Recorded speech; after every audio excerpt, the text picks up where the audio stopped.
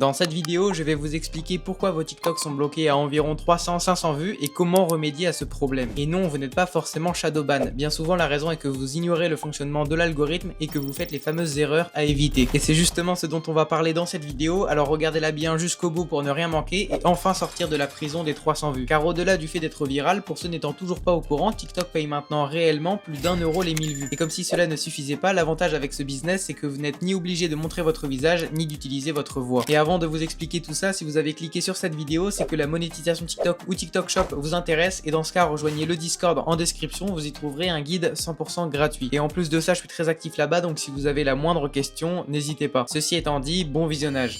Pour commencer, comme je l'ai dit, généralement la raison n'est pas que vous êtes shadowban. Pour ceux qui ne savent pas ce que c'est une pratique de censure silencieuse d'une plateforme envers un contenu ou un utilisateur sans que celui-ci en soit explicitement informé. Et pour 99% d'entre vous, le problème ce n'est pas ça, c'est le fait que vous fassiez certaines erreurs bien précises qu'il faut absolument éviter et si ce n'est pas le cas, oui, à force de les répéter, vous pouvez finir shadowban. Bref, on va justement aborder le sujet durant cette vidéo, mais avant ça, l'essentiel c'est de comprendre comment fonctionne l'algorithme TikTok. Et bien qu'il n'y ait pas d'informations officielles le concernant, à partir de mon expérience, je peux vous expliquer son fonctionnement de manière générale. Et pour ça, il n'y a rien de mieux que de s'appuyer sur un bon vieux PowerPoint. Et du coup, ce qu'il faut comprendre, c'est que lorsque vous allez publier une vidéo TikTok, elle va être proposée à un échantillon de personnes, ce qu'on appelle le reach. Et au départ, elle sera d'environ 300 personnes.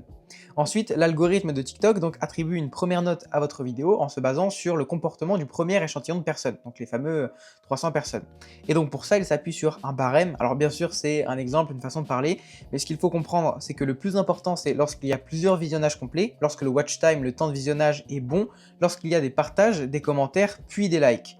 Et il y en a beaucoup qui se focalisent justement sur les likes, mais au final, c'est le moins important. Ce sur quoi il faut vraiment se focus, donc c'est le watch time, le temps de visionnage. Et pourquoi, vous allez me dire? Eh bien parce que le but premier de TikTok, c'est que vous fassiez rester le plus longtemps possible ses utilisateurs donc sur sa plateforme. Mais alors pourquoi? Eh bien tout simplement parce que le business model de TikTok repose sur les publicités. À chaque fois que vous allez scroller environ 3 fois, vous allez donc tomber sur une publicité.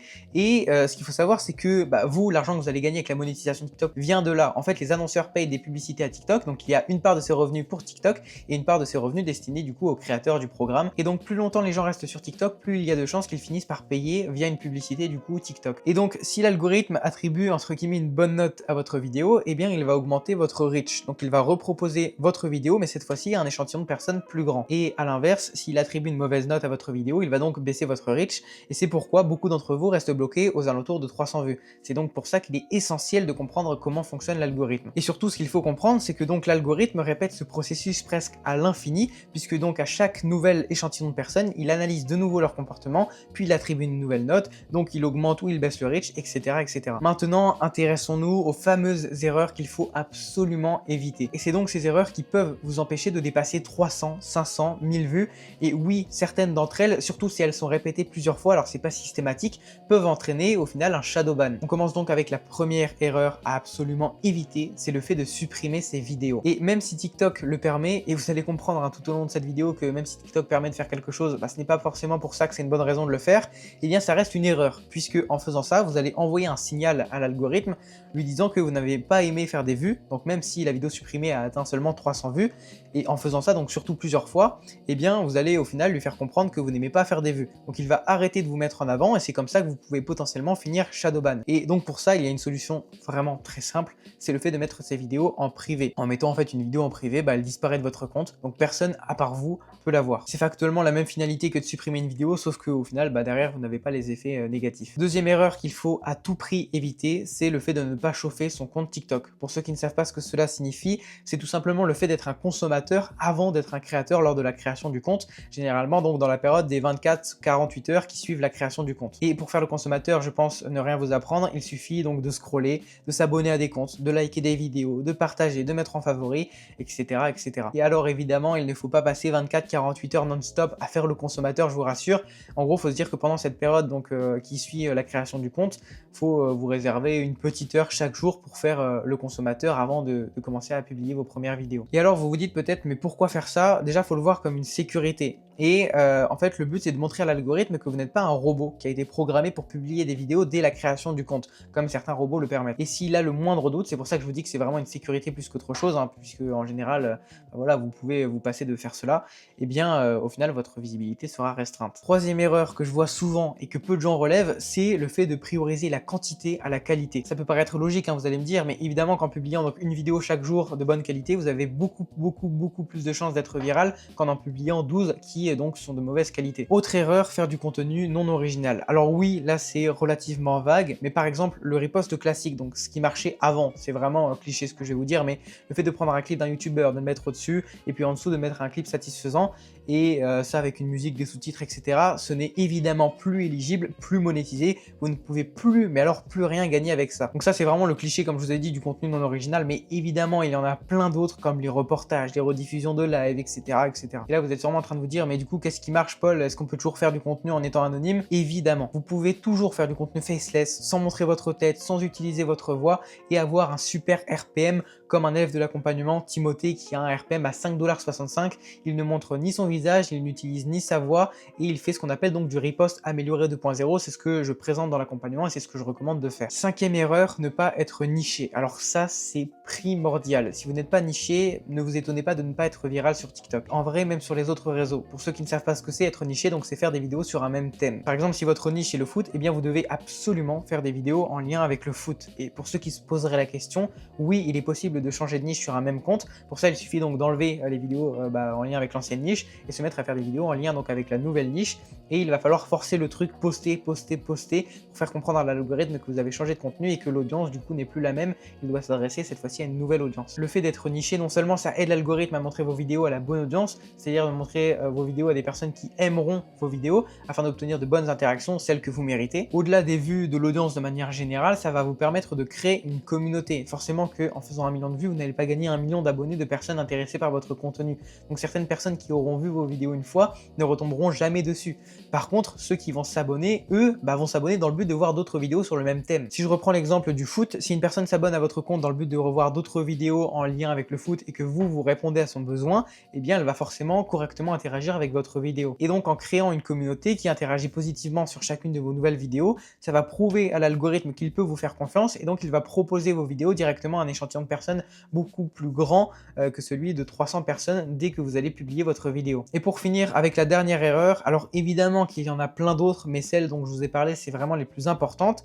Et donc la dernière, c'est le fait de ne pas être régulier. Donc ça, c'est aussi très important. Être régulier sur TikTok, c'est littéralement la clé. Il faut au grand minimum publier une vidéo par jour en lien avec sa niche. Et il faut aussi accepter de poster régulièrement, 1 fois par jour, 2 fois, 3 fois, même si les statistiques ne sont pas au rendez-vous, même si elles ne sont pas à la hauteur de vos attentes. Alors bien sûr, je dis pas, il faut se remettre en question, se demander est-ce que mes vidéos sont bien, est-ce qu'elles sont de bonne qualité, est-ce que ma niche a du potentiel, mais parfois c'est juste une question de temps. Le temps donc que l'algorithme trouve votre audience, et plus vous allez être niché, plus cela va prendre du temps. Donc plus vous allez faire des vidéos sur un thème très précis que peu de gens connaissent, plus l'algorithme va avoir du mal à trouver votre audience, mais une fois que ce sera le cas, vous allez être tranquille, puisque je sais pas, si vous parlez d'un sujet qui touche qu'une minorité, eh bien les minorités sont en général très soudées, donc vous allez avoir une superbe communauté, etc. Après avoir parlé de l'algorithme TikTok, après avoir parlé des fameuses erreurs qu'il faut absolument éviter, en tout cas des principales erreurs les plus importantes, eh bien on va parler maintenant du hook. Qu'est-ce que c'est que le hook? C'est les 5 premières secondes d'une vidéo et c'est littéralement un cheat code si c'est bien maîtrisé. Si on regarde à nouveau donc le barème utilisé par l'algorithme, ce qu'on remarque c'est que à chaque fois le plus important c'est le temps de visionnage, le watch time, et le hook c'est les 5 premières secondes d'une vidéo. Donc l'objectif c'est de capter l'attention du viewer. Si le hook est mauvais, le watch time sera donc mauvais et factuellement vous n'allez pas faire beaucoup de vues. Donc ce qui est important c'est vraiment de capter l'attention du viewer directement pour que au final il regarde votre vidéo le plus longtemps possible. Et comment s'y prendre? Alors le hook dépend essentiellement de votre niche et aussi de votre vidéo puisque à l'intérieur d'une même niche il y a plein de concepts possibles, plein d'idées de vidéos, et ce qu'il faut c'est qu'il y ait directement, en tout cas de manière générale, un élément choquant, intriguant, marquant qui fera réagir. Le hook c'est clairement ce qui va vous permettre de faire la différence, puisque le nerf de la guerre sur TikTok, sur les réseaux sociaux de manière générale, c'est l'attention. Les gens ont une attention très réduite. En un mouvement de doigt, votre vidéo disparaît et finit dans les néants. La personne qui scrolle pendant des heures, vous pouvez lui demander « Ouais, t'as vu quelle vidéo il y a 30 minutes précisément ?» Elle ne saura jamais vous dire et c'est normal. Et donc, il faut vraiment que son attention soit captée dès les premières secondes de votre vidéo. C'est hyper important. Et un truc que les humains, on a tous en commun, c'est la curiosité. Si dès les premières secondes de la vidéo, il y a un élément choquant, intriguant, marquant, on va vouloir comprendre, on va être curieux et en plus si c'est un élément qui fait réagir, enfin l'idéal ce serait qu'il y ait les deux, donc un élément intriguant, choquant et qui fasse réagir, qui incite à commenter,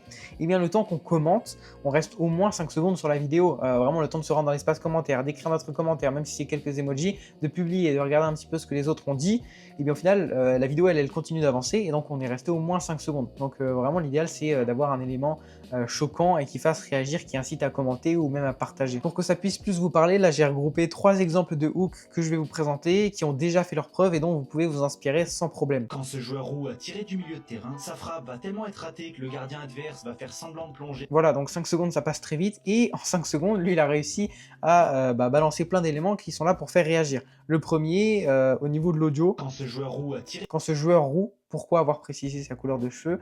Eh bien simplement pour faire réagir et ça n'a pas manqué. Obligé de préciser la couleur de cheveux, le top commentaire, la roue tourne, donc voilà des blagues par rapport à la couleur de ses cheveux, etc., etc. Donc ça, on va dire que c'est le hook audio, donc ce qu'on entend, et au niveau du hook visuel, eh bien c'est le fait qu'il tente de tirer du milieu de terrain. Il y a très peu de joueurs qui se permettent de faire ça, et surtout là c'est complètement raté. Et après, il va donc mettre en avant le gardien qui se moque de lui. Du milieu de terrain, sa frappe va tellement être ratée que le gardien adverse va faire... Voilà, comme on peut le voir juste ici. Et c'est ce que je vous ai expliqué, c'est intriguant. Pourquoi il tire du milieu de terrain, ça fait réagir. Pourquoi préciser sa couleur de cheveux, pourquoi tenter de tirer de si loin. Et c'est du coup ce qui lui a permis, vraiment en grande partie, hein, de faire des vues, de faire pas mal de vues, puisque la vidéo a atteint 2 900 000. Si on regarde maintenant le deuxième exemple. Ok les trucs, on va tenter un gars, on va en mettre un là,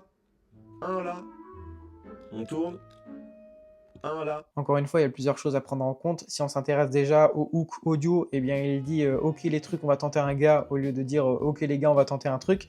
Et forcément, ça fait réagir, hein. Comme on peut le voir, ça n'a pas manqué.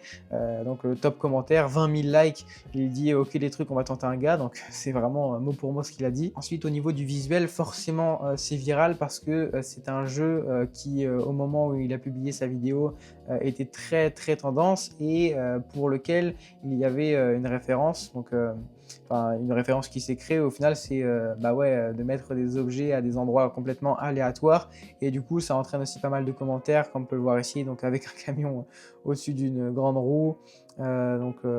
Voilà, c'est vraiment l'idée. Donc là il y a des toilettes en plein milieu d'une salle de spectacle, et donc ça fait réagir aussi, et puis visuellement plus ça va être farfelu, plus ça va être surprenant, plus ça va faire réagir et ça va capter l'attention des personnes. Troisième et dernier exemple, alors attention, là on est sur une vidéo qui a fait des dizaines de millions de vues, il y a plus d'1 million de likes, et tout se joue au niveau du hook, donc je vous montre ça dès maintenant.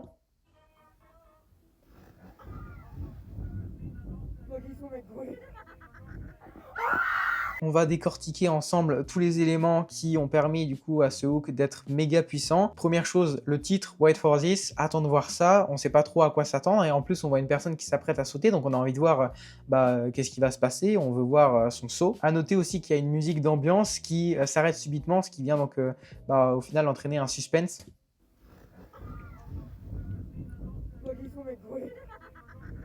Et donc là forcément on voit le poisson lui foncer dessus, en plus derrière on entend des cris, on se demande bien ce que c'est, qu'est-ce qu'il lui veut. Il y a beaucoup de gens qui ont peur aussi de ce qui pourrait se trouver dans l'océan, dans la mer, etc. Donc il y a aussi une forme de peur commune qui vient faire réagir les personnes dans l'espace commentaire. En plus, le hook s'adresse à tout le monde. Pas besoin d'être français pour comprendre, puisque c'est écrit en anglais, donc ça vise l'international, et tout le monde peut comprendre puisqu'il y a peu de paroles, peu de texte. Ça ne s'adresse pas non plus qu'aux fans de foot. Donc là, tout le monde est curieux d'en savoir plus, et c'est donc pour ça que la vidéo a fait autant de vues. Ça mélange donc ce que je vous ai dit, éléments intrigants, choquants, surprenants, qui fait réagir, et le résultat est là, hein. La vidéo a fait 37,8 millions de vues. C'est maintenant la fin de cette vidéo, j'espère qu'elle vous a aidé. Si c'est le cas, abonnez-vous et je le rappelle, pensez à rejoindre le Discord en description, vous y trouverez un guide 100% gratuit. Et je vais maintenant, comme à chaque fois, en profiter pour vous montrer rapidement les résultats récents des élèves de l'accompagnement. Pour commencer, on a Sildej qui a pu acheter son premier PC avec l'argent qu'il a gagné grâce à l'accompagnement. Ensuite, on a Tidiane qui a gagné 88 € avec une vidéo, à savoir que les récompenses ne sont pas mises à jour. Et pour finir, on a Lenny qui, pour 55 000 vues seulement, a gagné 3200 abonnés, donc la conversion est juste énorme.